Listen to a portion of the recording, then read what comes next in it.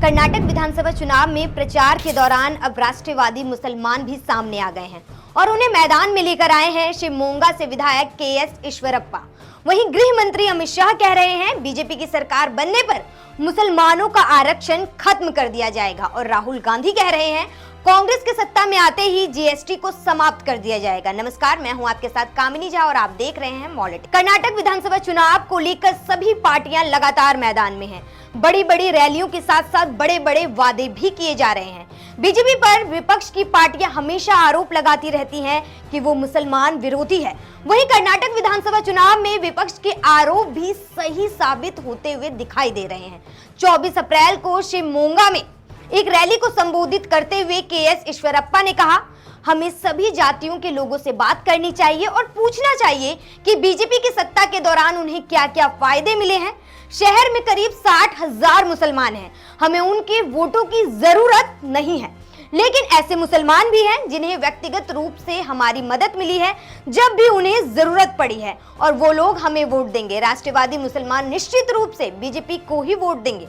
ईश्वरप्पा ने कहा, बीजेपी के शासन में हिंदू सुरक्षित थे, किसी भी हिंदुओं पर हमला करने की किसी की हिम्मत नहीं हुई।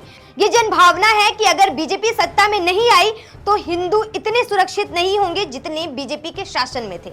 वहीं अमित शाह ने बेंगलुरु के चामराजनगर जिले में मुसलमानों को लेकर एक रैली को संबोधित करते हुए कहा कि मुसलमानों को जो आरक्षण मिला है वो असंवैधानिक है, इसीलिए हमने उसे हटा दिया है। अगर कांग्रेस फिर से सत्ता में लौटी तो वो मुसलमानों का जो आरक्षण है वो उन्हें देने लगेगी। इससे लिंगायत, वोकलिंगा, अनुसूचित जाति, अनुसूचित जनजाति का आरक्षण कम हो जाएगा। राहुल गांधी ने कर्नाटक के बेलगामी में गन्ना किसानों को संबोधित किया और मोदी सरकार पर जमकर हमला बोला। उन्होंने कहा, केंद्र की मोदी सरकार केवल 2-3 अरबपतियों की सरकार है, किसान, मजदूर और छोटे व्यापारियों की सरकार नहीं है।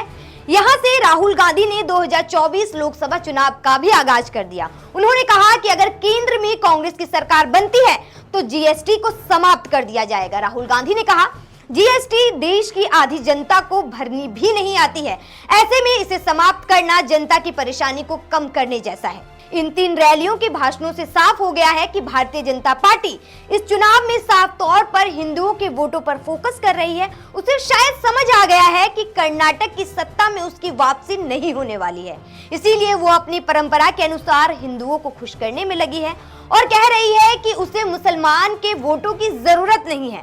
वहीं राष्ट्रवाद का मुद्दा लाने की कोशिश भी की जा रही है ताकि राष्ट्र के नाम पर कर्नाटक की जनता बीजेपी को वोट दे। लेकिन राहुल गांधी ने जिस तरह सभी जाति और धर्म के लोगों के हित की बात करते हुए पूरे देश को परेशान करने वाली जीएसटी को खत्म करने की बात कही है, वो इस चुनाव में कांग्रेस को कितना फायदा पहुंचाएगा ये तो 13 मई को पता चलेगा। लेकिन इतना तो तय है कि सबका साथ सबका विकास करते करते बीजेपी दोबारा से धर्म की राजनीति पर उतर आई है। इसी तरह की तमाम खबरों और वीडियो को देखने के लिए आप हमारे YouTube चैनल मॉलिटिक्स को सब्सक्राइब कीजिए। नमस्कार।